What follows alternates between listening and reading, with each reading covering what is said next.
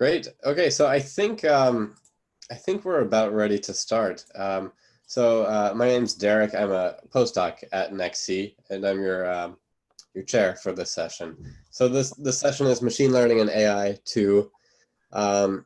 It's set to run until 12:30 Eastern time, and we have 4 talks. The talks are supposed to be each about 10 minutes long, with a few minutes after that with questions. But we should have plenty of time. So I'll give you guys like maybe a minute warning if things are going too slow, maybe around like minute 11 or 12. But I think we should have a good amount of buffer time. So I'll introduce our first talk. Our first speaker is Adit Chawdhary. Yep. Yeah, feel free to go ahead whenever you're ready. All right. Thanks. So, hello everyone. Good morning. Today I'm going to present DevSOM, that is self-organizing feature maps. In which we applied developmental learning. I did this work for my master's thesis program at the University of Cincinnati with the guidance of Professor Minai. So let's get right into it. So since the beginning, the AI project wants to mimic natural intelligence, at least of that level of humans or intelligent mammals.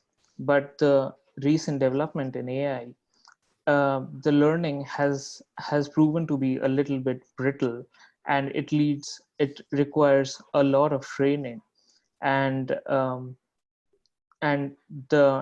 it is task specific, and there has been more development in supervised learning arena. So this is very different from natural learning, which is in fact versatile and robust and learns mainly through self-organization and reinforcement, and requires relatively little data and learns in relatively fewer trials. So this begs the question, what is missing? The current AI models completely ignore the 2 critical aspects of natural intelligence. First being evolution, in which we learn powerful priors and feature detectors, which give us a base for learning, and it is not random.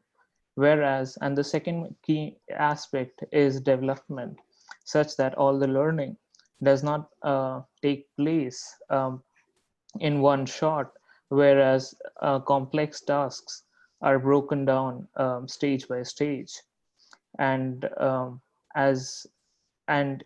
each subsequent stages learn from the biasing priors from the previous stages.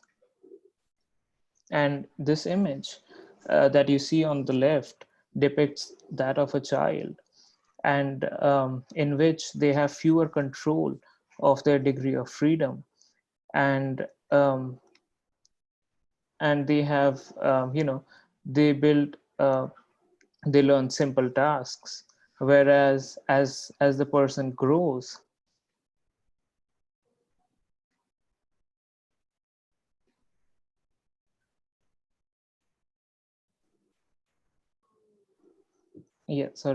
so whereas as the person grows, the person has more control over their degrees of freedom, and this is critical because and they have more complex repertoire, and this is important because this shows key learning, and in each stage and at each stage the choices are truncated, and this shows like signs of learning, because they have, if the choices are truncated, they have more control over their degrees of freedom.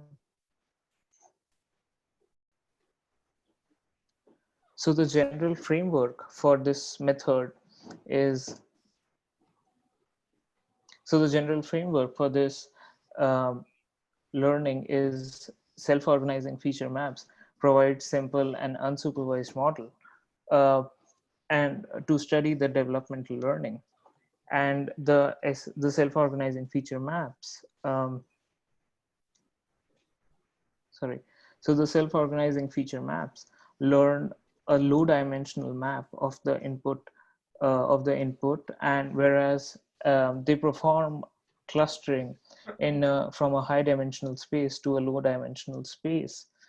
And we compare and contrast the results of non-developmental learning, that is the plain vanilla training of the self-organizing feature map on the whole data set, to developmental learning in which we learn in the network in stages, and at each stage the network grows in size.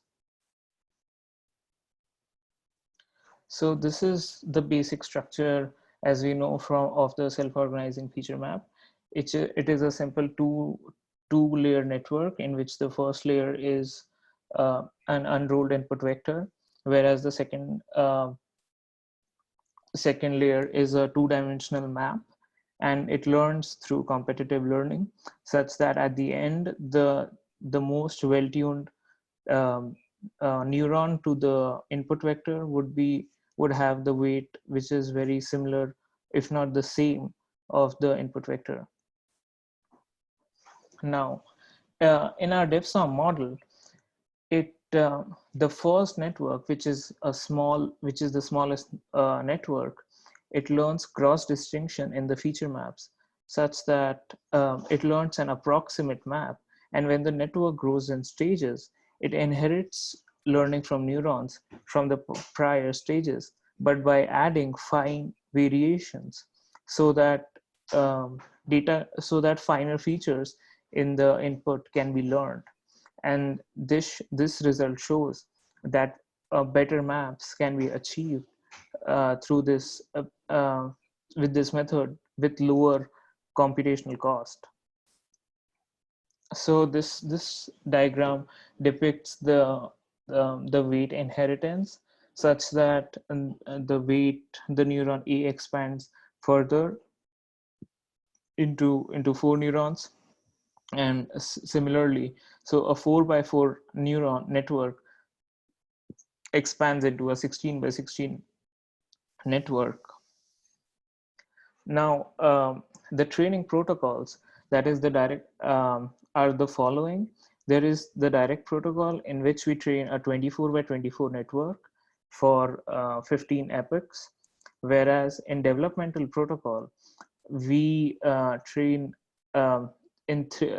using 3 protocols. For the first one is dev full, the second one is dev grow, and the third one is dev shrink, in which in dev full the whole data is being used for all 3 of the networks, whereas in dev grow it is increasing in each stage, and in dev shrink the data is in fact decreasing in each stage, such that the smallest network would be trained on the largest amount of data. So the dev full network, or the dev full protocol, the 6x6 network is trained on 5 epochs, whereas the 12x12, and similarly, and the 12x12 network inherits the weights from the 6x6 network, and the 24x24 network inherits its weights from the 12x12 network. And in total, there are again the same 15 epochs, but 10 of those are on smaller networks. So this leads to reduction in training time and overall less computation computation time. Similarly, in DevGrow network, this is actually the closest to natural developmental learning, because the smaller networks, they in fact learn on little data. And as the complexity of the network increases, the amount of data increases as well. And there is as I'll show you in the end, there is a significant amount of time reduction, training time reduction between all the three networks. And similarly, dev shrink is a little bit extreme, because it leads to a lot of reduction in time, in training time, because the smallest network, it trains on the largest amount of data, and whereas the largest network, it has a lot fewer data points to train on. And whereas the larger networks always take the largest amount of time, so this significantly leads to reduction in training time. And as Conan, even in his book, had mentioned about entropy, and because and the normalized tuning metric is completely based on entropy, such that the lower the entropy, the lower is the randomness of the distribution, and the more well-defined the clusters are. And we have defined another metric, that is the classification metric, in which the hit rate in which we first make two splits of test and train, and whichever is the winner neuron, we just see whether the winner neuron for the test data point is in fact the winner neuron of which is, if it's of the same class or not. And so let's move on to results. Okay, so what you are seeing here on the left hand side is the reconstructed matrix of the input weights. This is a 24 by 24 network, and we can see that there are a few spots in which the regions are well defined, such that if you see at the bottom left corner, it is clearly a 1, and at the top right corner, it is clearly a 0. But the boundaries are not as well defined, and this leads to and what you're seeing on the right is the normalized metric, in which the lighter shades means that the neuron was highly tuned for that class, and the darker shades means it was completely random. So a normalized metric of 1 would mean like the neuron was not tuned as well, whereas 0 means it was tuned exactly to that class.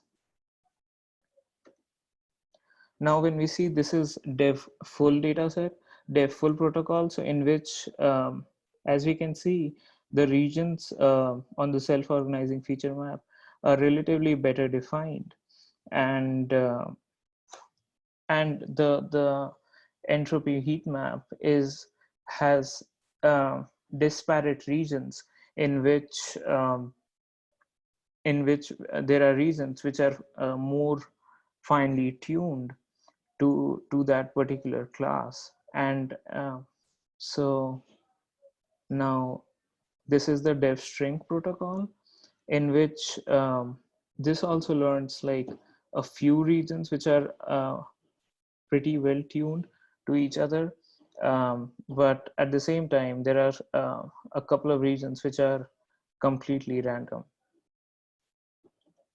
Now this is dev grow protocol, in which as the network size increases, the amount of training data increases as well, in which here also we can see that there are a lot of regions in which is completely tuned to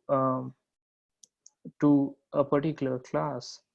Like you can see that the top the region in the center at the top is completely tuned to 3, whereas the region at the right top right is completely tuned to 1, and whereas the top left is tuned to 0. So in here we can see that a lot of regions are completely tuned to just one class. Now here we have the normalized metric uh, of different data sets of different protocols on the different sizes of the network. And here we can see that obviously the largest network, that is the 24 by 24 network, performs the best because it has more area, and it is better trained to make the classification and on based on and to fine tune the data better, and that is why it performs better in amongst all the networks in its size. And if we compare it with different amongst different data amongst different protocols, the DEFL performs a little bit better than the direct training because the train and test classification metric is about after multiple trials was still like 7 points different, and the normalized metric was also about 7 about 7 points different. So sorry to interrupt, Adit. Could you do one more minute? I'm sorry? Could you do one more minute? Okay. Thanks. So similarly, this is the results for the DevGrow and DevShrink protocol, in which as we can see, the results are in DevGrow are still at par with DevFull protocol, and the results in DevShrink they are still a little bit better than or they are at least at par than as the direct training protocol. But the real benefit of doing DevShrink protocol is that the training time is almost 20 times as less from direct training protocol, and even in this reduction of training time, it performs at par with the direct training protocol. And the reduction in training time for the other networks is about half or a third. So this was the real so this was the the other advantage of using developmental learning. And okay, so with this I would like to conclude my talk.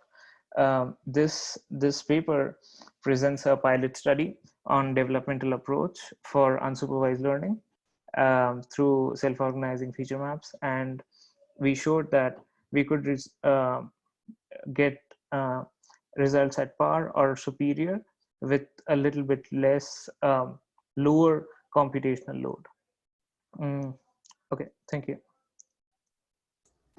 Great, thanks so much. Just to save on time, if questions could sort of follow up in the chat or on Slack, I think that would be great. It's nice to see such a large reduction in training time there. Very cool. I think we should probably move on to the next speaker now. So thank you, Adit, again. Thanks. Awesome. Yep. I think it's me, right? Yes, it is. Well, let me see. Yes, Sofia and Michael. Yes. So, hello, Michael. Let me. Sofia, I can confirm your audio is good. Okay, good. Okay. So this is also a work on how developmentally based neural networks will exceed the capacity of current neural networks. Can you listen well? Yep, everything's good. Good. So, of course, when we think of artificial intelligence, we want to replicate human intelligence, and at least we should immediately think of development, because humans can solve complex problems because they go from scratch until there in a good amount of time throughout their lives. So this is what this work is about.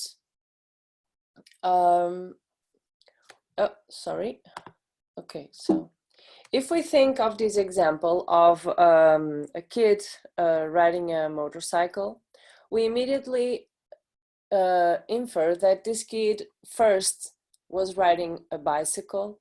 Eventually, he was first riding a scooter. Eventually, first he was a good walker. And before that, he was able to move around to reach what he wanted to reach.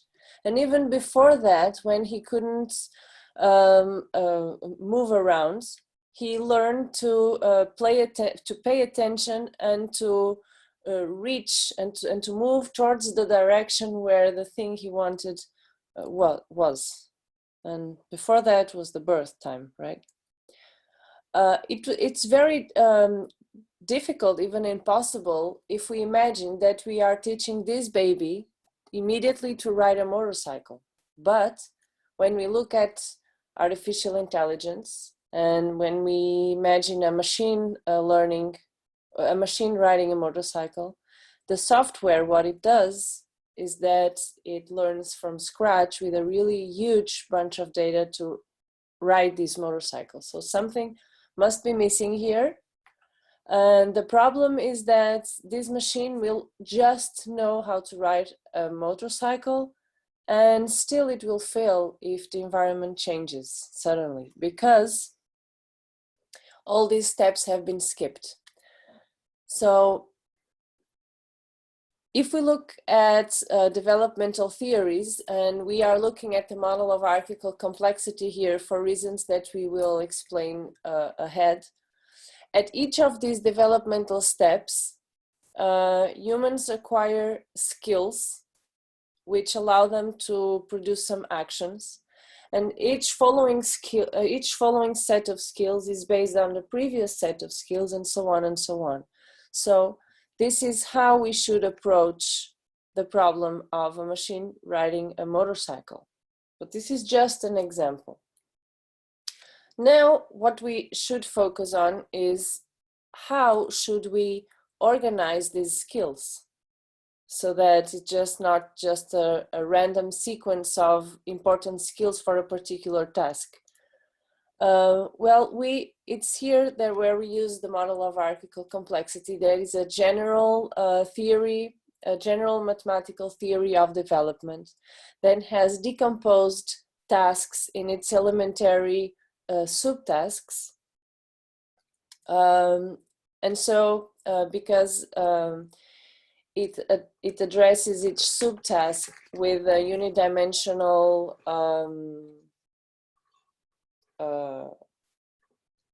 it's not variable, the word, but I'm missing the right word, unidimensional measure. So this decomposition is actually multi-domain. It can be applied to any problem. So how do we apply this structure of skills to artificial intelligence?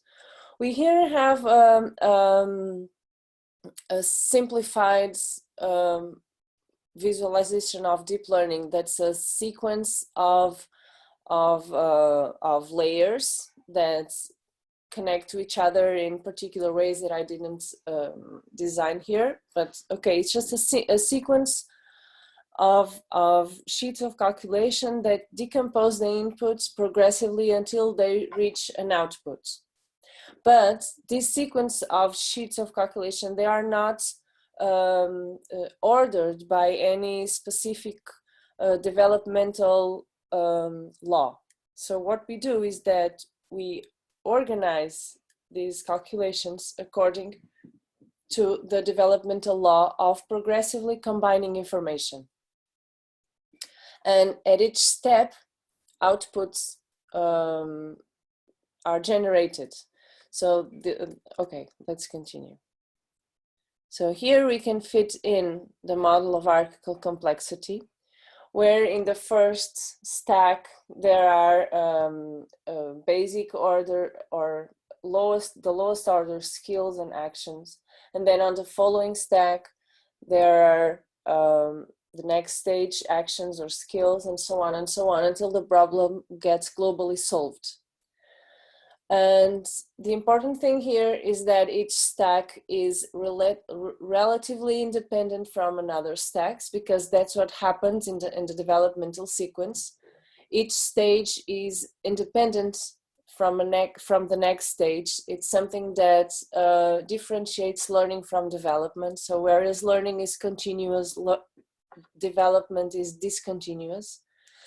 And so using this structure, we can approach any kind of problem.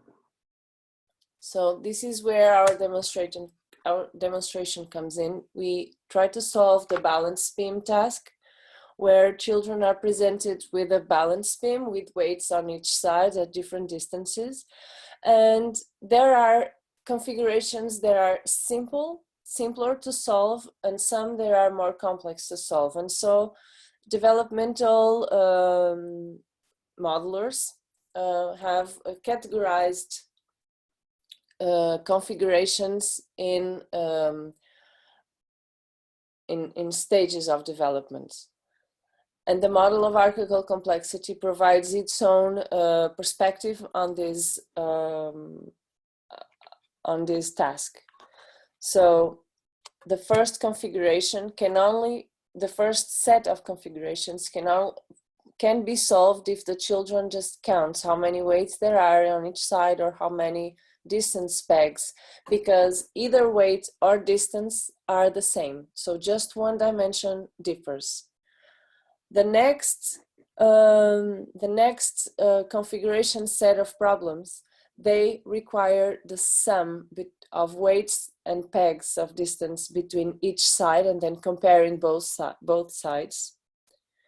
And the third category of problems requires multiplication. It's called the torque difference effect problems. In the literature, this problem was started to be experimented since the 80s, and several architectures were employed, but actually none could solve these problems in order, and at the same time have 100% learning accuracy in the last set of problems that require multiplication. When we used this architecture to solve this problem, it was very simple to find that it could learn the torque difference effect problems with 100% accuracy. So how do we do this? So as inputs, we have weight on the left, weight on the right, distance on the left and distance on the right. And we will use this first stack here to solve these for the first set of problems. So we will come up with a neural network that is very easy, this example, but it's a neural network that just counts and compares and generates an output on the concrete stage of the problem.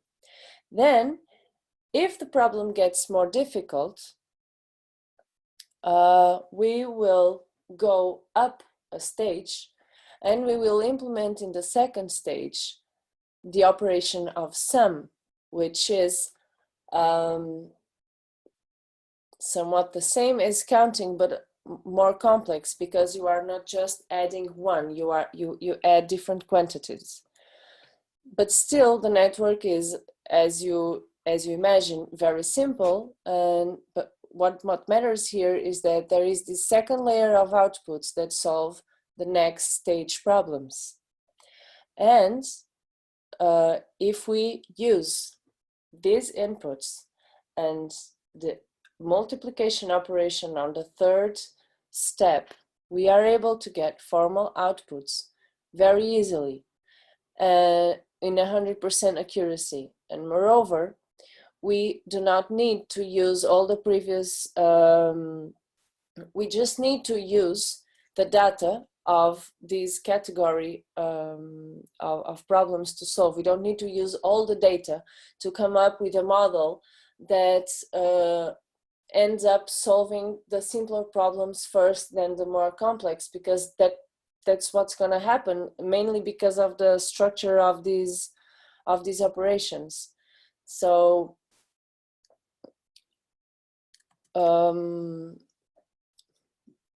there are more information on this, which relates to how the networks actually grow in complexity as more complex operations are considered.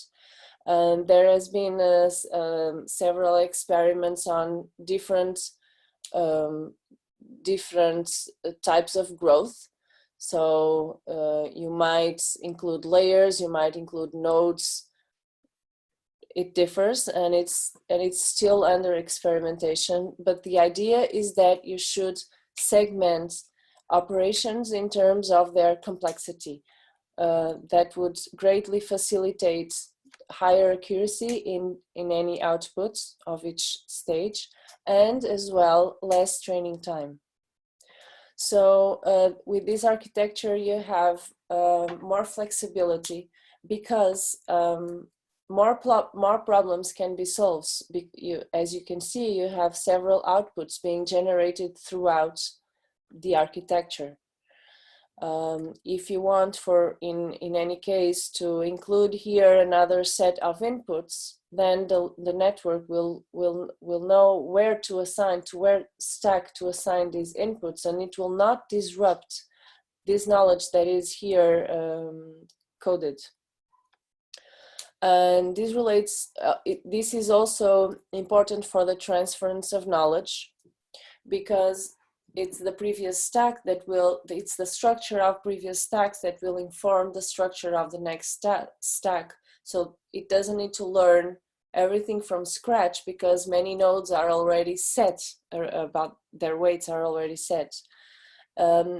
This is an approach with less computational cost. And also the error correction is a more flexible mechanism, because you can freeze the connection weights of certain modules, and as soon as you see that those models are accurate and they should not be changed, and you only change those modules that are still correlated with the final error. And last, even if you, this is related to the transference of knowledge, so additional knowledge will not disrupt existing knowledge, and the network can grow to accommodate and to solve even more complex portions of the problem. For instance, we could create another set of problems that would require to apply the distributive law, which is sum and multiplication at the same time, and eventually a set of problems that would require to use an exponent, which is actually being part of the ongoing work. So you can easily do that and have your network evolving, just like humans do as they acquire knowledge.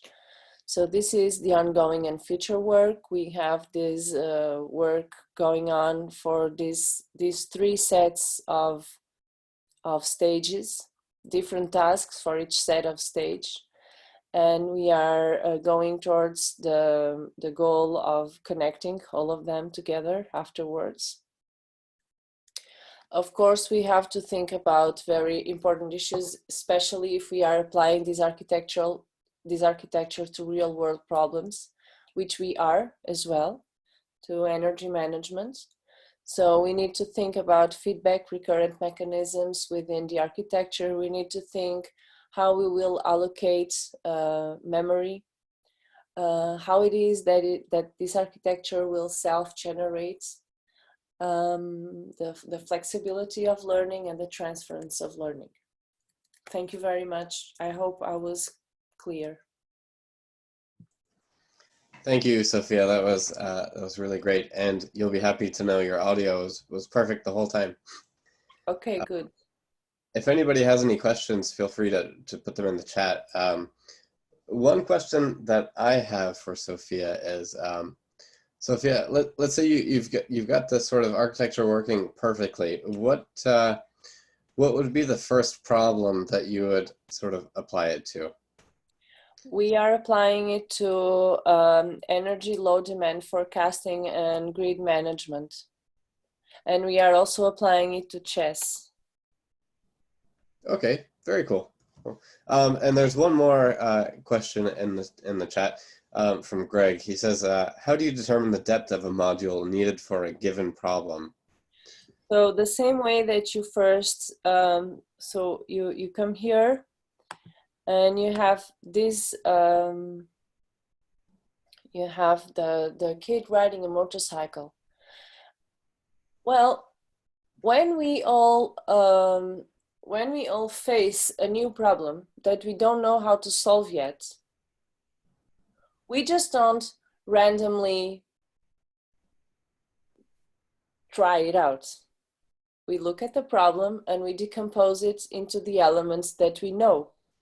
And then we go forward again and we recombine those elements so that we first we identify what might be missing for our ability to problem solving, right? So this is the same. We just, you have a problem and you decompose the problem into its elementary components. And then you, the idea is that you have an architecture that is easily adjustable in terms of modules and in terms of internal mechanism, feedback mechanism. So you can easily adjust those modules to each of your problem variables, because what really matters is the operations that each stack executes to go step by step towards problem solving. And usually this all start of artificial intelligence, this started out by the machine just magically solving a problem with mathematical calculations. And it's very cool, everything that was achieved.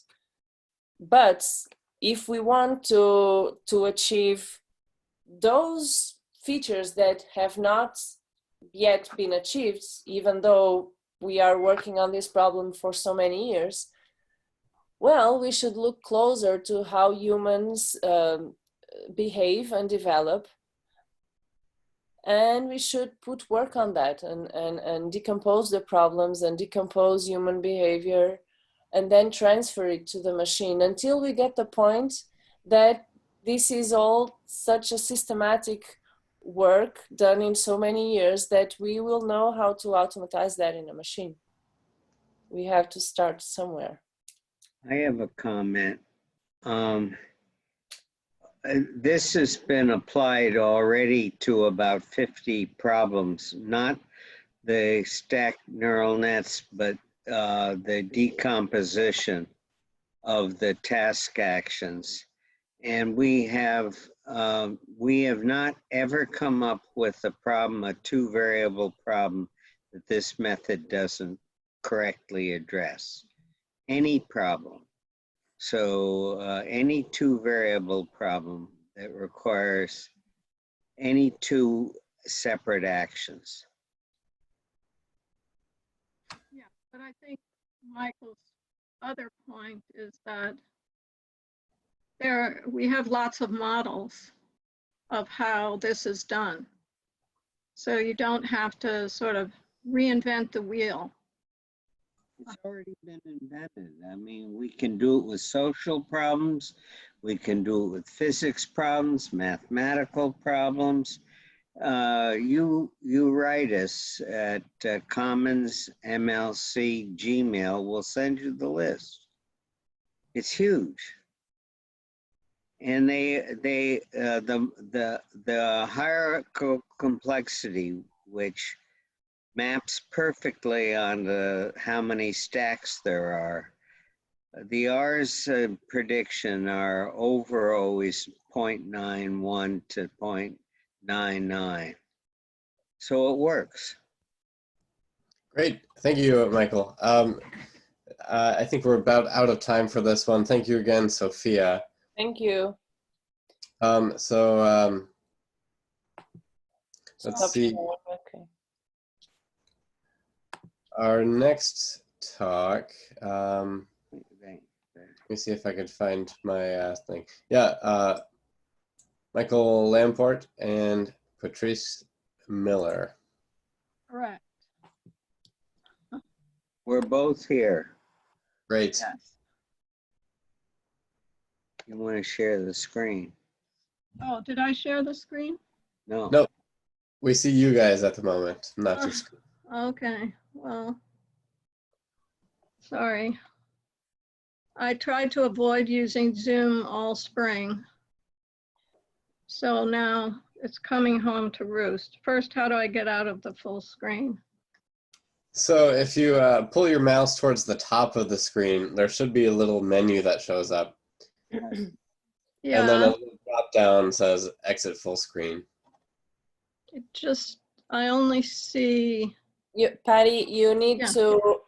to open the presentation on your computer, and then when you go to the Zoom platform, you select share screen, and And then you put it into, yeah, but I can't seem to get out of the. You don't have to hit maybe the just sky. If you're stuck in full screen, maybe just the escape button will get you out. Yeah, it's not doing that. That's Try double clicking on the screen. Hit the arrow. And hit the thing in the middle. it's not, nothing is coming out. Try double clicking on the screen. That mainly goes through the slides.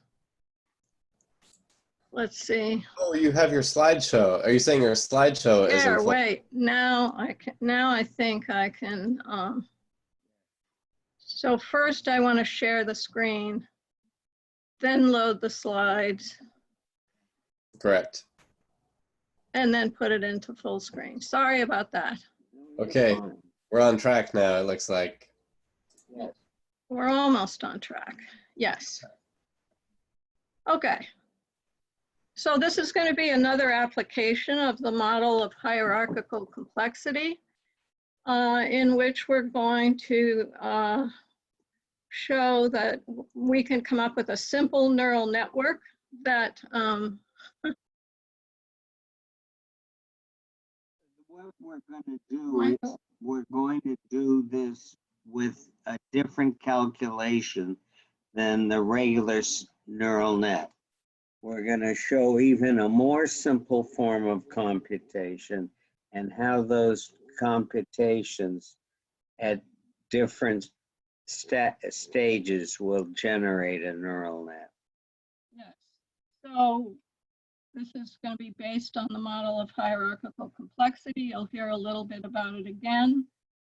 Then we're going to show you the 5 pairings that we argue are a basis for respondent or classical conditioning. And then we'll briefly show you a possible neural network model. So the model of hierarchical complexity posits that more complex or higher order of complexity actions are made up of combinations of simpler or lower order of complexity actions. 3 definitions are used to describe how this happens. An action is considered to be more hierarchically complex when it's defined in terms of at least 2 task actions from the adjacent and lower order of hierarchical complexity. It organizes these less complex actions, and the ordering of the lower task actions is carried out in a non-arbitrary way. That is, you can't just chain things together in any way. We've shown that this model explains developmental differences, so differences in tasks successfully solved by individuals of different ages. It explains the differences in the complexity of tasks solved by different species of animals, so it's evolutionarily based. And it also can address differences in the complexity of computer programs or artificial intelligence. So you already saw the hierarchy tree figure in Sofia's presentation. And basically, it says lower order actions at the bottom, at least 2 of them get combined to form a higher order action at the next order of complexity, and so on. For those of you who are visually oriented.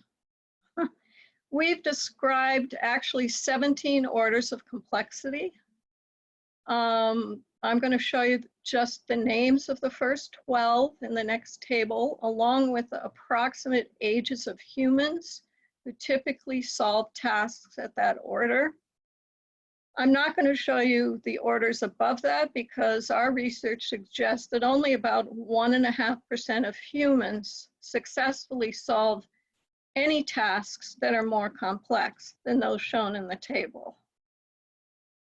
So I don't expect you to memorize this and pass a test instantly, but I want to make 2 points about this table. First of all, it shows what Sofia showed graphically, which is that in order to solve a task that an 8 to 10-year-old can solve or a young adolescent can solve, you have to have experience, successful experience working in that task at these lower orders. So that what you have learned and consolidated at the lower order becomes the input for the next order. The second thing is, Can you kill this? I don't know how to kill that. And How do we kill I don't what think they chase? see that. No, they do because they can't see the table. Well, I'm sorry. We see the slide. Everything's fine, Michael. You see the slide. Thank you, Okay. Steve. Appreciate it. The only other point I want to make about this slide is order 3 over on your left-hand side is operant conditioning, or what we call circular sensory motor. We estimate that most AI currently is functioning only at that order.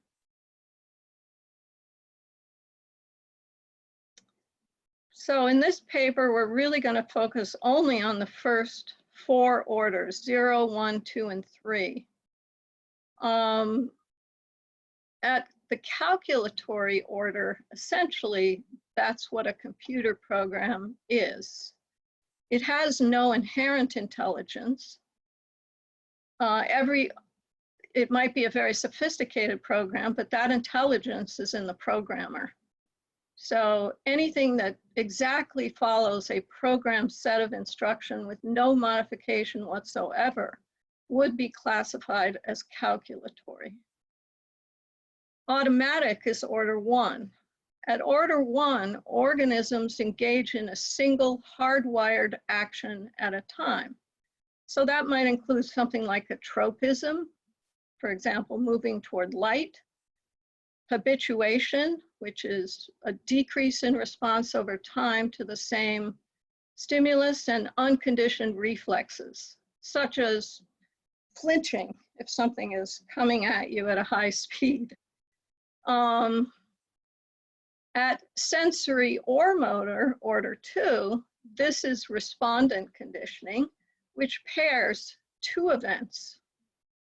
So for example, on hearing a mother's voice, an infant might turn its head in that direction and begin rooting, which is a reflex. And finally, order 3 is operant conditioning. And so the example is if you vocalize and laugh when an infant starts babbling, plenty of work shows that infants babble more. So we're not really going to talk about order 4, but it just shows you how things do transform as humans develop, and many animals can be classified in terms of specific tasks that they solve at difference of these orders. Okay, so according to the model of hierarchical complexity, actions at order 3, by definition, have to be composed of combinations of actions from order 2, which is respondent conditioning. So applying this definition, we've created a proposal that asserts that operant conditioning can be generated from 5 respondent order pairings, and we're going to show you those. These must occur in the order shown for operant conditioning to occur. And the other thing is, this may or may not be exactly how it works in real life, but it's really one way to get to operant conditioning. So the first step, the first respondent pairing, we call what is the value of doing it. And at that step, an internal drive, for example, for food, is paired with a consequence, such as getting the food. The second step we call what to do. Here we introduce what we call an internal neural event. That's the SRB on the second line. This is the event that actually elicits what becomes the operant response. And there's work on this using evoked potential. So that combination gets paired with the reinforcer. What that does is it makes the internal neural event and the operant stronger. Step 3 is when to do it. Here, the environment is paired with the now more salient internal neural event and operant behavior. And why we call that when to do it is because the cue or cues in the environment inform the organism when to do it. Step 4, why to do it. The environmental stimulus becomes paired with the reinforcing stimulus. And then finally, step 5, where to do it. The environmental stimulus also becomes paired with the drive stimulus.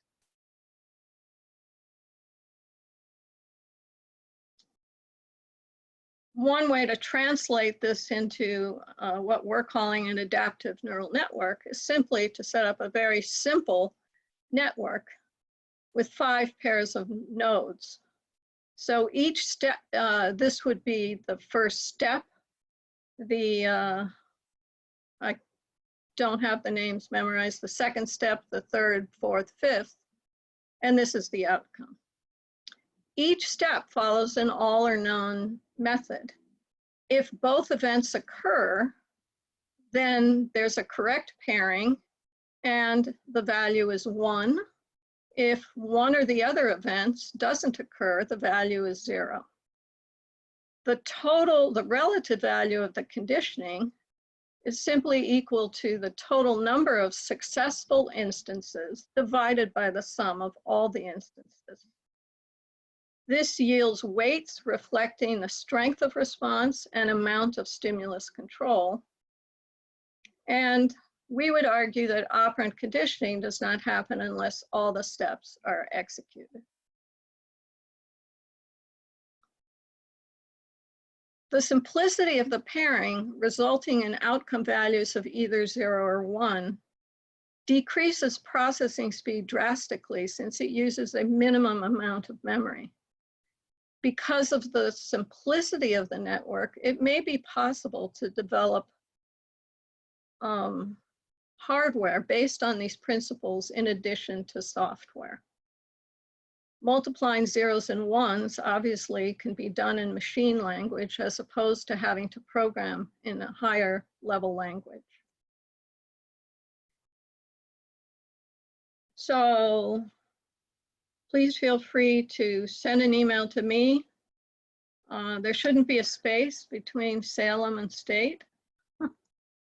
Or Michael Commons, who along with a number of colleagues is the originator of this theory, is at Commons MLC, which are his initials, at gmail.com. I had just one thing to add. By the time we get to operant conditioning, the animals that we see that do it include all of the insects, but they don't get to the next stage where they form concepts. And the other thing I would mention, which is we have a paper just out, is that when you get to stage 4, you have this, not only the sensation of free will, but it always accompanies the occurrence of an operant condition. And that's why all animals starting at stage 4 have a sense of free will.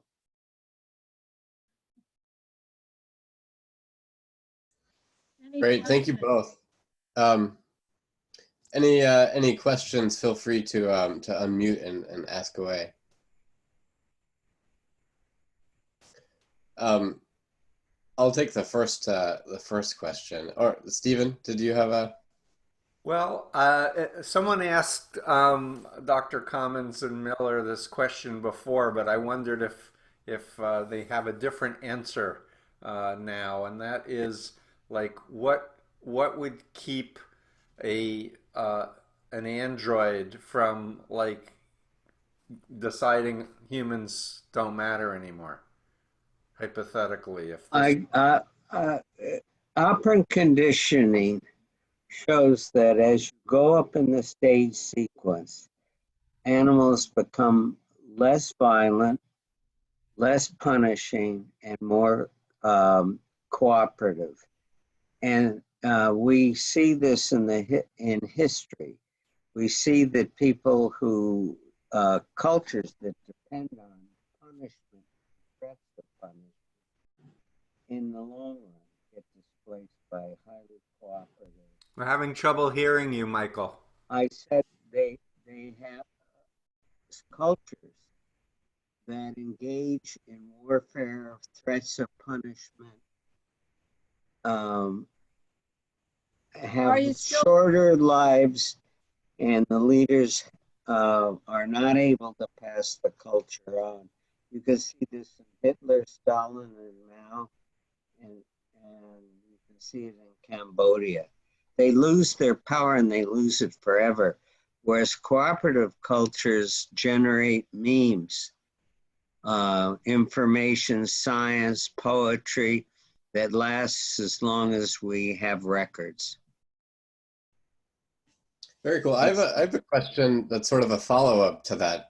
So it seems like issues arise when there's a competition for resources, and how do we make sure there is no significant competition for resources with some future androids and humans or other animals? I don't think androids require anything but electricity and silicone. And I think there's plenty of both. Solar energy is relatively limitless. And silicone, come on, there's rocks and sand everywhere. Well, that's sort of the things that are needed to sort of build and keep them functioning. But what if they have a certain goal that needs resources, and those resources? What happens is the organisms that engage in joint enterprises always beat in the long run those that try to grab resources. And it is true that the United States had the most resources, but it didn't have any manufactured goods to speak of when the revolution started. It was all imported from England and France. So, you know, memes, our culture is based on memes, not on stuff. Once you know how to do something, there's plenty of resources. I mean, people worry about global warming, and I say you should worry about the ice age that's coming, because we know the Earth will go farther from the sun and we'll have more extreme winters. But we know that because we have science. And those people who think that global warming is going to be the end of the world don't have these memes. But we've seen, you know, we look at the ice in the Antarctica and Antarctica, and we know what the weather has been for the last billion years. Let me just say one thing, because I know we have to move on. This, obviously, we could have a long ethical discussion in a separate session.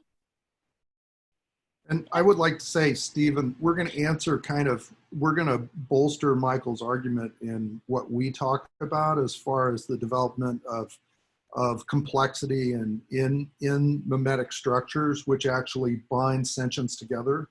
And I've written about the paperclip maximizer problem. These, I think once we get through our talk, it'll hopefully, we're up a level. We're on the same page. We're going to talk towards the higher levels of Michael and Patrice's work. Whether you believe it or not is going to be up to you, because it's once you get out of that operant level that our two colleagues are talking about, it gets very difficult to quote unquote logically prove. And the reason that it's difficult to prove is actually in the mimetics itself. So, you know, we agree that the reason the top stages from 13 up are so rare, if you look at who contributes to the change in culture, it's only less than 1.5%. And we all know who those people are. They're famous. So, and none of them have started wars. Great. I think that's a good transition over to our next talk. So thank you both again. Okay, and our next and last talk of the session is from Charles, and let me try to get this one right. So it's Kshitij. No, that's good.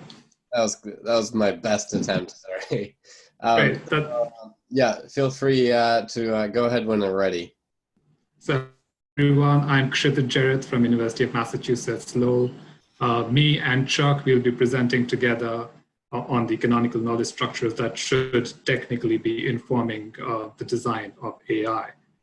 So starting off, we basically want to first ask the question, do AI really encapsulate any knowledge at all, right? Because when you look at an artificial intelligence, you look at a neural network, you see that you've got input layers, you've got output layers, and then everything in between is essentially a black box where a lot of magic happens, right? So all of those hidden layers are basically quantified by certain biases and certain weights, but the programmers have some intuition, but they don't have a good understanding of what really happens in that black box. And eventually what you see is, yes, there's a reward function that is maximized. You see that on the right, it's some random reward function that we're working on. But the the crux of it is that we do not have a good understanding of whether there is knowledge in those hidden layers. There has been some work on explainable AI, but there is still a lot of space to be covered in this domain. So moving on, even if we do not understand what the knowledge is that's encapsulated in the hidden layers, can we talk about the complexity of these particular neural networks? So on the left, we see a very simple k-means clustering. All that the algorithm is trying to do is basically trying to cluster things together and say, all of these belong to yellow crosses, all of these are blue circles, and everything else is red plus signs. Relatively simple. And at the other end of the spectrum, what you would see today is essentially something like a self-driving car, right? Where it's a really complex neural network, and is receiving a lot of information, and it is able to essentially drive by itself, and we are placing our own lives in the hands of this AI, right? So the question is, are these two really that different, or is the self-driving car, the neural network that drives the self-driving car, essentially just a more complicated version of a neural network that does this k-means clustering? Are we just putting in more neurons, more hidden layers, more data, but we have the same kinds of activation functions? So again, the question boils down to, is there knowledge? So do AI truly capture any knowledge at all? And I think a bigger question is also, do we understand what knowledge AI currently captures? So we know they do great work. We know they can drive a car by themselves in most scenarios. Do we really understand what is the source of their knowledge, right? So on the right, we see something, it's relatively simple. It's a handwriting recognition algorithm. So there's a huge MNIST data set of handwritten numerals, and the AI can be trained to detect what is a 1, differentiate it from a 7. And there is some literature in trying to get that insight into what are the hidden layers actually, for lack of a better word, thinking or capturing. And it looks something like this. There are ways to visualize those hidden layers, and you see in the top right third layer box that you begin to see something vaguely similar to numerals. You can see a 4 somewhere, you can see a 2. And in the first layer, you can see some curves. And the question then is that really knowledge? Is the AI's ability to detect a curve and the ability to kind of see rough outlines of numbers really knowledge? And we don't think so, but then the question is, what happens if we start from a completely blank sheet of paper? How would we figure out how we would like to look at existing examples of knowledge structures that were created by complex intelligence? And we want to see if such examples actually exist. And the answer to that is, of course, here we are talking about knowledge structures, right? We are all complex intelligent beings who have the ability to think about their own knowledge structure and try to quantify it and try to build models of knowledge structure, like many of us in this session have talked about. All right, so how do we capture knowledge? Do we understand what knowledge we capture? What is the source of our knowledge? So we've just flipped the question around, replacing AI and putting the human in place, right? So if we go back and look at what Thomas Kuhn said in The Structure of Scientific Revolutions, he mentioned that knowledge is intrinsically the common property of a group, or else nothing at all. So essentially, knowledge is a result of us coming together and creating consensus, and then identifying a knowledge segment, and then building on from this. So to understand the complexity of knowledge captured by any intelligence, human or AI, we need to understand the properties of the group that generate this knowledge. So at this point, I think I'll let Chuck take over, because he'll talk about insights from Conway's law. And I'll take control of the slides, Chuck. Okay, so this is, intended, I guess, it's not intended to be provocative. It's actually intended to be a reframe of how we actually learn things. And we really do value Michael Common's work, of course, and we've used it in the past. And at the same time, it's focused in 2 concepts that we'd like to think. One is it's a metalinear concept. development happens in stages and they move up. And the second thing, it is based on the individual. Well, I was introduced to Conway's law, which basically says that the design of a system will map to the social structure that created it. And this is, once again, very, very difficult to quote unquote prove. And the reason it is for mimetic reasons that we'll get down into. But anybody that's worked will also see this. And there's some books about, the soul of the new machine that basically showed how the Data General people pulled this apart. But I've worked a lot with Boeing and how airliners are made. And I can tell you that the social structure of the organization really does map well to the design structure. So if you're never going to get engines on the inside of the fuselage of any Boeing plane, because the engineers that design the engines and the pylons don't talk to the fuselage people. So one day I was sitting around and I thought, oh, wouldn't you have to know what you were going to build before you built it? And then that led to the paradigm shift that we had, that I've developed with Kshitij. Social structure, actually, and design structure, of course, these things work in a loop, but in the middle has to be the knowledge structure. So where's that one, Kshitij? Is that the next one? Okay, so basically social structure then dictates knowledge structure, which then dictates design structure. And of course, these are feedback loops. They go back and forth, and we know that, okay? But now this really, really kind of gives a very interesting idea, because if we had a set of canonical social structures, we could look at the knowledge structures that were designed, or basically that were emergent out of that social structure, that then would create the designs and basically develop the society. And so here we have Michael's work on the side, and now we pull up another model from spiral dynamics, which basically has a set of evolutionary social structures.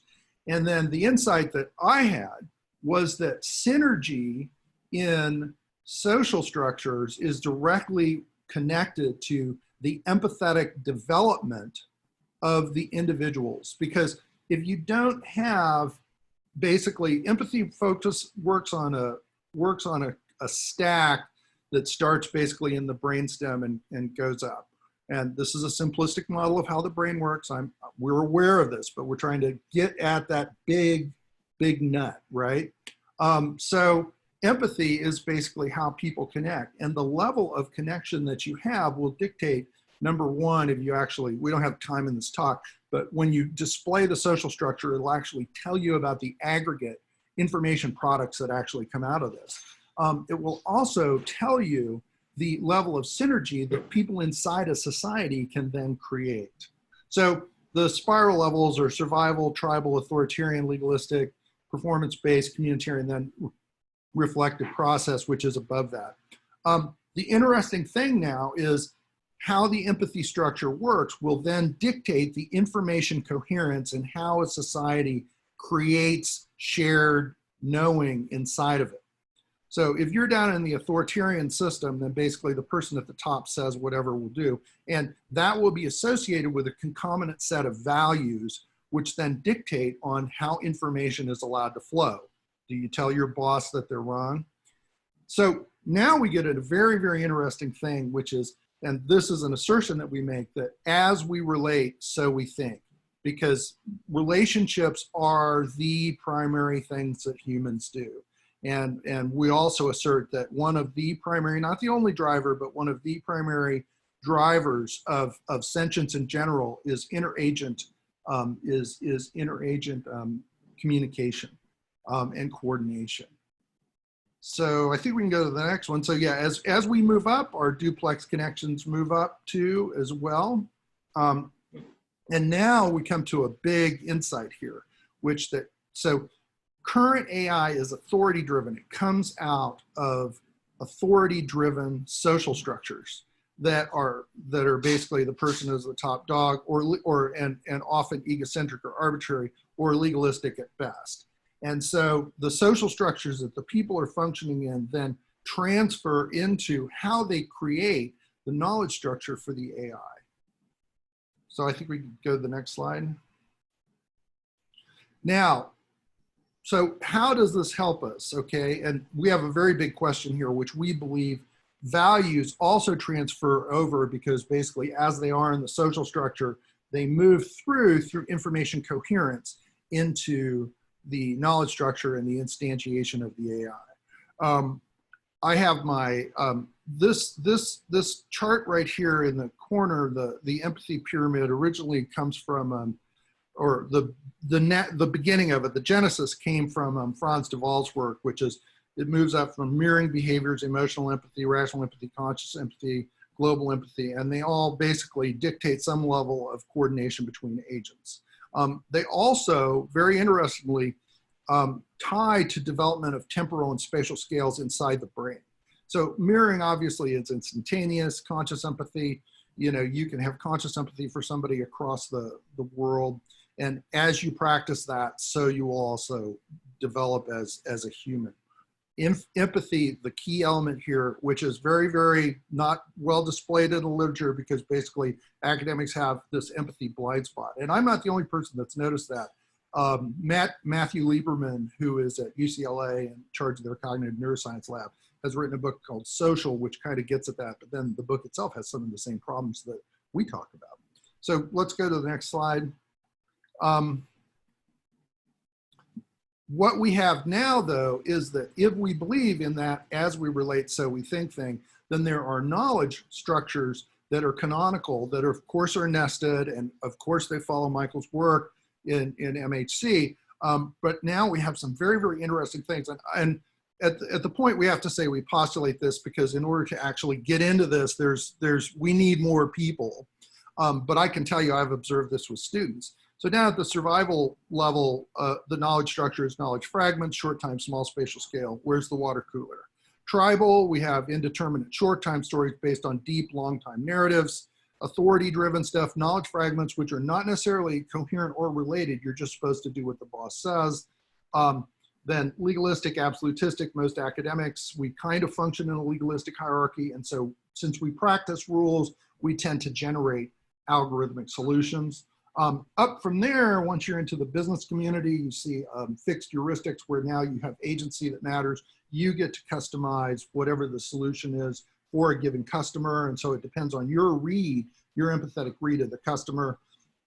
Pop it up a level to communitarian, you have multiple integrated heuristics. Now you have a team, you're trying to read members of the team, you're trying to read the customer, you're trying to read the larger global thing, and then up from there, which is just too much for a talk. Every value meme which does this contains partial representations of all the lower value memes, and of course it has the SD stuff. What it does do very, very interestingly is it fixes the problems with SD. SD has a lot, you can always tell when a theory goes south when basically there are exceptions after exceptions after exceptions. If you look at spiral dynamics from an information coherence perspective and a data structure thing, you can eliminate a lot of the conflicts that exist in the theory. Next, please. I know we're getting close to running out of time. Is there, Kshitij? Yeah. So now we have a very interesting idea here where we have evolution versus sophistication. Academics are big, of course, on sophistication, which is branching, refinement, more detail, up and down scales, reliability. Evolution is more now we see this kind of merging of some of these cross-paradigmatic stuff that, and the higher levels of whatever the 12 through 17 that Michael talks about. You go up and you have more merging across silos, et cetera, et cetera.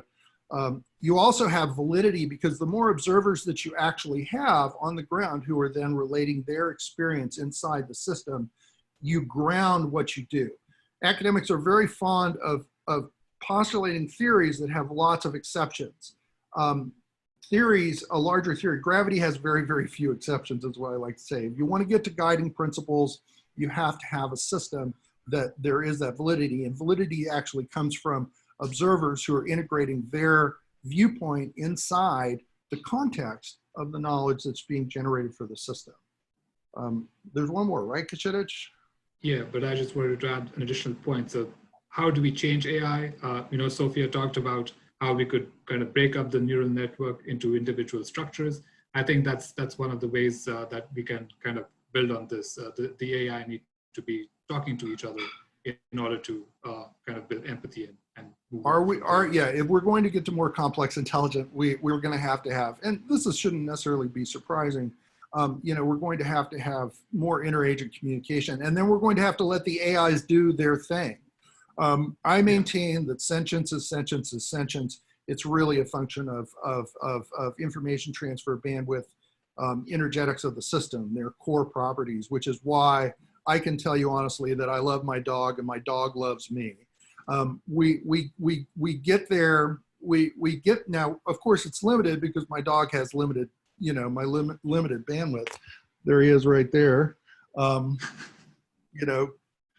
Basically, but he's beaming love at me as I give this talk. So getting back to the thing you were talking about, Steve, I wrote a piece on this. It's about the paperclip maximizer problem. How do you know that AI isn't going to run away and take away all these things? Once you understand the context of canonical knowledge structures, you realize that it's got to be a pretty doggone sophisticated AI. Like you could invent an AI that would destroy every city on the planet, okay? Because you'd give it a list and you might have a very limited domain of whether it's going to use lasers or nuclear bombs. But to actually figure out how to make paperclips while it's doing it, it doesn't have it doesn't have these the lower and higher level knowledge structures that make it capable. So the debate is really kind of moot once you frame it in this. What's interesting is what's the name of the dude at Berkeley? Kshitij, do you remember the AI researcher? No. Oh, he wrote a book. Does anybody know? Unmute and say it. I can look it up, I guess. He's famous, and he just finished a book on human AI. And what's fascinating is he's obviously a very disciplined and enlightened individual. And his thinking about how to stop the paperclip yeah, Stuart Russell. There we go. Thank you. Mm-hmm. Thank you. Yeah, what's fascinating is he implicitly walks up the spiral as far as ways to stop the paperclip maximizer problem. And all we've done here, once again, is really make these steps more explicit and then map them into independent knowledge structures. So, yeah, so don't worry too much about paperclip maximizer. We're much more likely to end up in trouble with people using AI to really mess up the world, because AI can be a force multiplier for an individual, because it can then link to so many more different complicated computations. I'm not worried about the AIs. I'm worried about the people. So, yeah, and that kind of ties back to some of the AI biases, algorithms that have bias. So a specific social structure creates an algorithm that encapsulates the same biases that the social structure has. And then those biases, the algorithms, are a feedback loop that then reinforce those social structures themselves. So it's upon the AI designers to basically be much more careful in building these things. Well, and the other thing to think about is if you need an example of this right now, which is kind of AI-ish, look at the MCAS problem with the 737 MAX. So it's very convenient to take the problems with MCAS. So do people kind of know what MCAS is? This was the thing that caused the plane to pitch up and down and caused 2 crashes and grounded the 737 MAX. Since I worked with Boeing, I'm immersed in this, right? But what was fascinating more was you can see the value transfer from a rigid hierarchy, which is dedicated to power and control, by how difficult they made it for the pilot to regain control of the aircraft away from the MCAS system. Now, I know this is anecdotal. I know that, guys. I get that. But it's still fascinating how our values transfer through the system to the design instantiation. And if we are not aware while it's happening, these things become naturally emergent in the context of our designs. It was impossible for the pilots to turn off the MCAS system. Now, why did that happen? What series of design decisions happened that came out of a rigid social structure, which would then inherently not even self-examine and create a system that when the plane was headed for the ocean, the pilots couldn't turn it off? it's a function of the lower value memes that were present in the design organization. So I would agree partly on that, and I would disagree partly on that, because when the aircraft is in that, catastrophic situation, you've got really short timescales, and you do not want to be thinking, you want to be reacting fast. So I think the key problem is in the training, and the fact that they said that no additional training is required, and the training was done on an iPad, which I think results. The thing that make Kshitij and us such a formal pair is that I just spout bullshit and he reels me in. So we actually really enjoy our collaboration quite a bit. So I think that's it. Yep, that's it. Well, thank you both. That was a very fun talk. So we that's the last talk of the session, but we have about 14 minutes left. And I think it might be a good amount of time to just hang around and chat and ask each other questions. So if anybody has, I had one comment to make to to Steve Hassan and to you guys, and that is, we know what's going to happen with humans and advanced androids. I wrote a paper on this. I think it's not out yet. It will be out the next year. And that is, the role of humans will not be dominant because the androids will be higher stage and we will become pets. And there's nothing wrong with being a pet. Your dog loves you. How's that for controversial? Well, it's a very, one of the things, Michael, that our research has led us to is so we have different, we know that humans can mirror very complex behavior.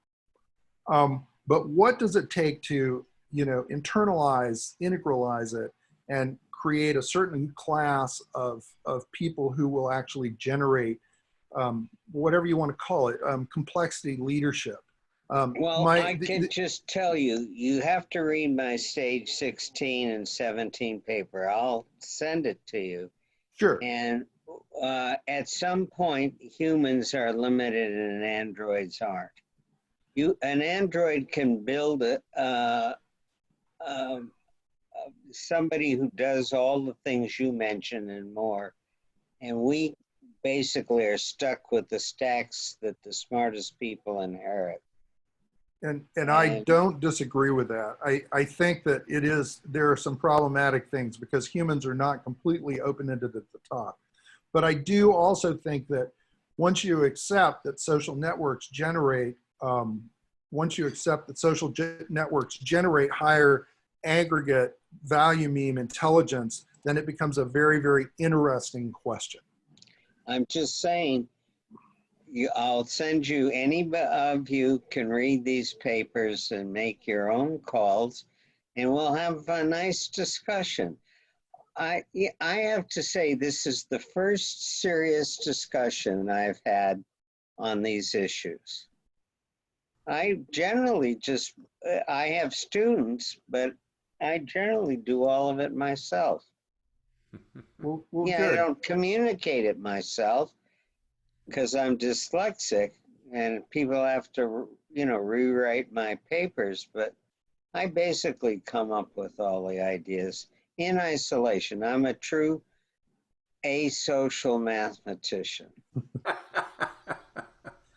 Stephen, what do you? And the question is what is the complexity level that can be managed through aggregate empathetic? Stage 16. I'll send you that paper too. I'll look forward to reading it. I'm actually a good friend of one of your former students, Daniel Gertz. You remember him? Of course. Yeah, he and I hang out together. So we've had a lot of fun with the whole meta-modern thing. So he and I wrote papers together. Sure. All I need is money. We all do. Yeah, go ahead, Stephen.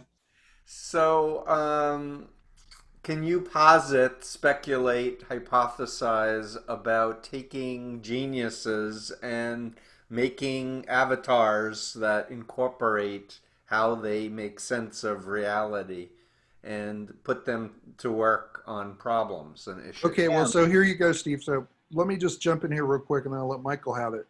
So complexity and sophistication are two different things. Right. Okay. And we right now have kind of pigeonholed genius far more in the complexity space, or rather in the sophistication space rather than the evolution complexity space. I'm the opposite. I'm the opposite. Yeah, you're an evolutionary thinker. Right. Absolutely. Yeah. Well, let him finish, Michael. Let him finish. Go ahead. Yeah. So the problem is that in the current academic space, our models, our social structures are not designed to do anything except kill evolutionary thinking. Okay. And the reason, and the reason for that is actually, I write a lot about this on my blog. I have a blog, it's empathy.guru. And the reason it was empathy.guru was because empathy.com cost $80,000. Okay. Empathy.guru cost $15. Okay. So please, it's not a narcissistic self-aggrandization. It's a pocketbook issue. Okay. So, but what happens, what's fascinating is that the value memes fundamentally, when you have separation, generate natural conflicts in how information is structured. And so, the lower value memes want to kill the higher value memes, and the higher value memes for the larger part are on the run. They just think everybody's a barbarian.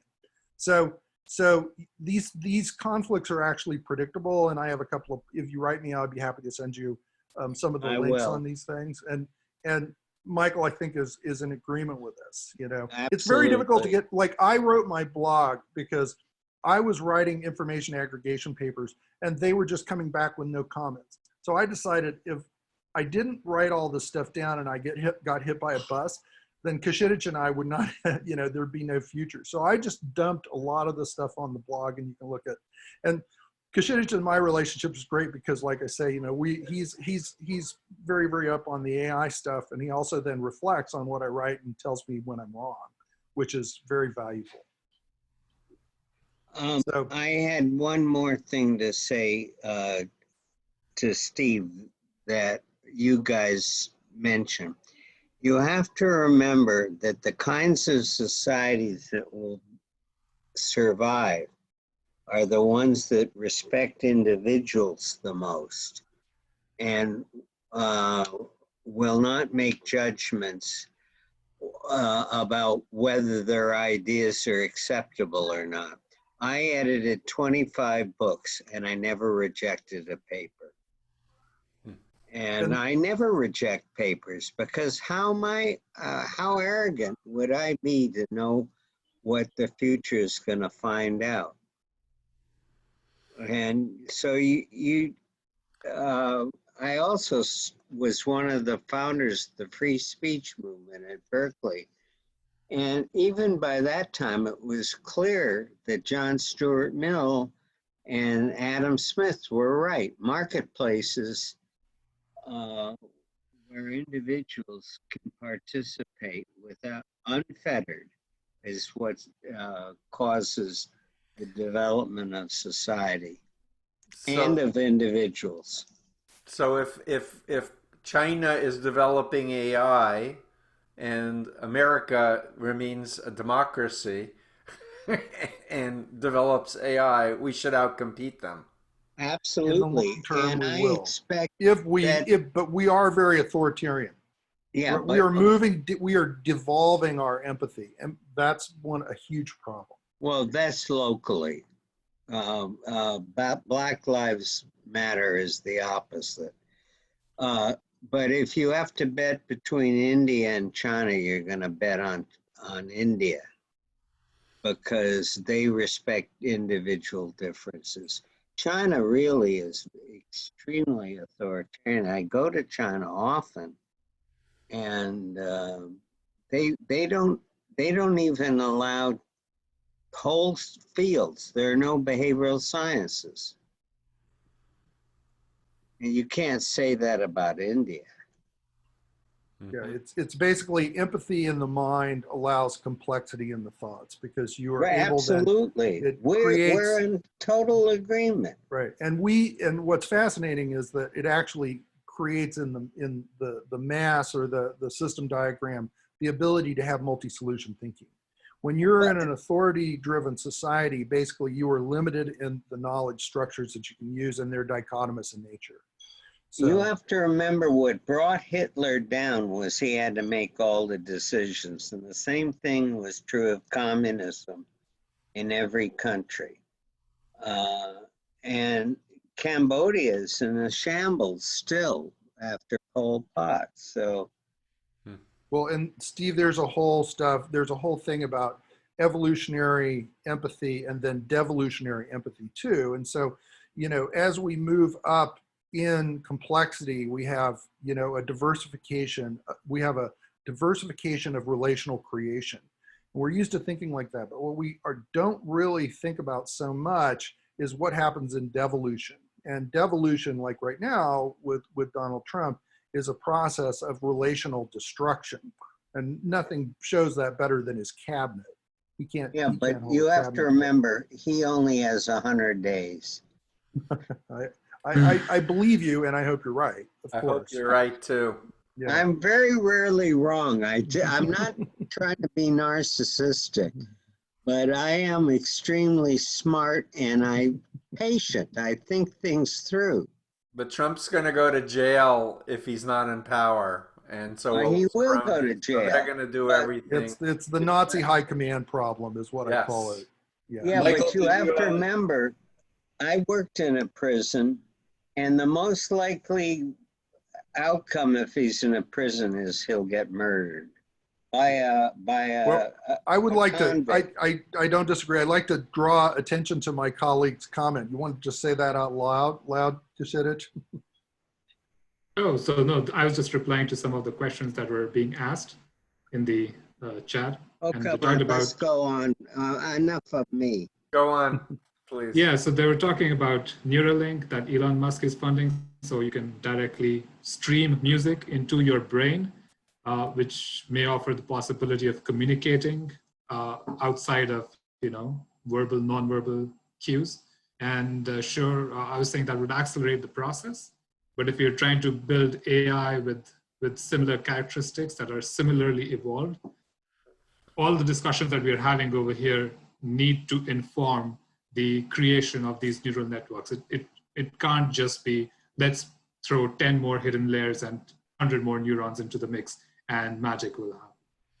We agree. And that's a very difficult problem.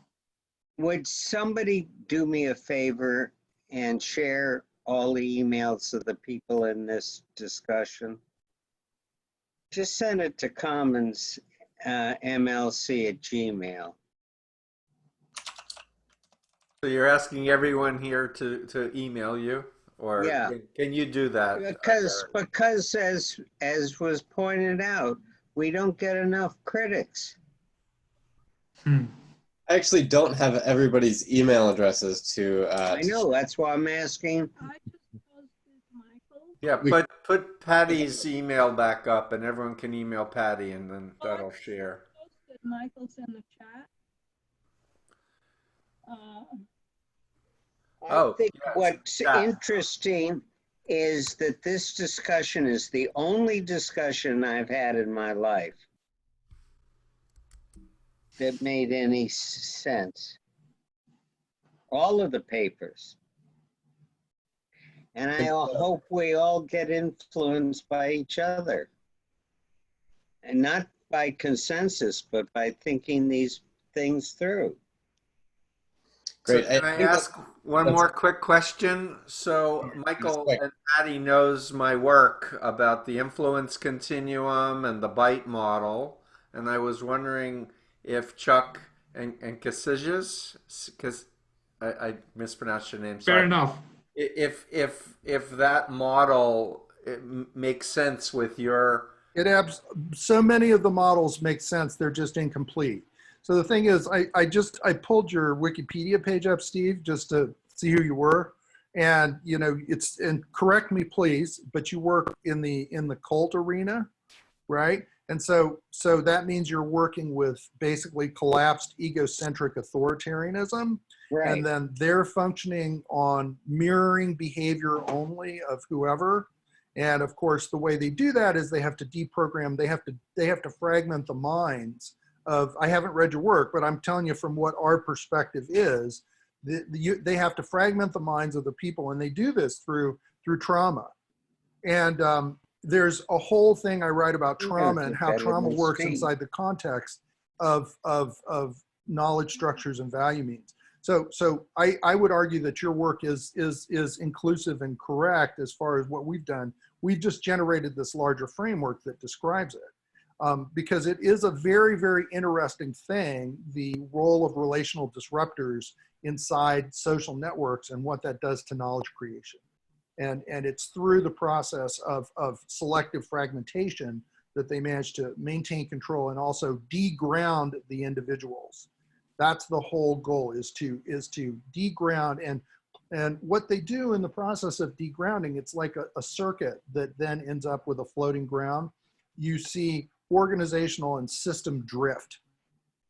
And the problem then is that anybody that does signal processing like I used to, is that whenever you have system drift, then regrounding involves arcing, which is inherently destructive and very, very difficult.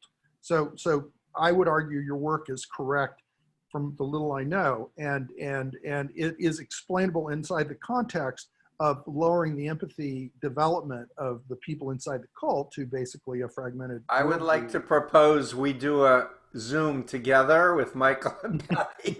Seriously, there's so many stimulating things here.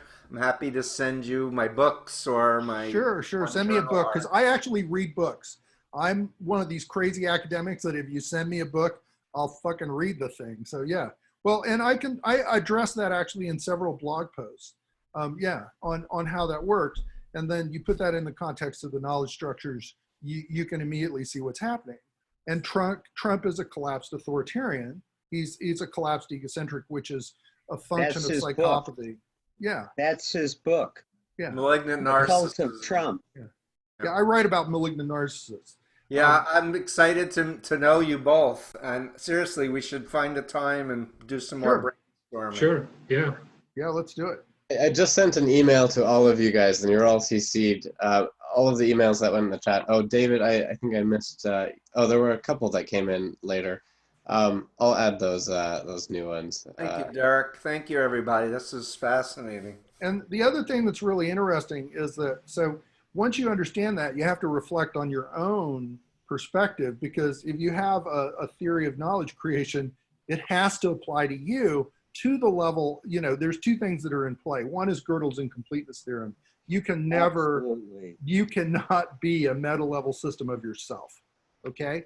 So inherently any system has to be open at the top, and it also has to describe at least partially your own behavior and why you came up with the things you did. Otherwise you're back in the Russell in a cult. Well, you're back in the Russell Wittgenstein trap.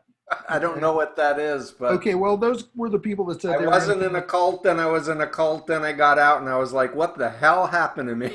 Well, your validity grounding was poor non-existent. Yeah. Okay, so we should probably conclude this session, but my suggestion is that we make another Zoom chat sometime outside of the conference. Yeah. That's what I was proposing. Beyond the and I would like to change your blog into a journal. What, my stuff? I would be happy to talk to you, Michael. I'm willing. I'm not. This is not like I would want to work with people who want to help, because the problem is that the cognitive complexity for your work and my work is too high for most reviewers. And so doesn't matter. No, I know, but I only have so much time, and I'm not rich, is what I tell people. I have 30,000 reads. Right. We're all in the same boat.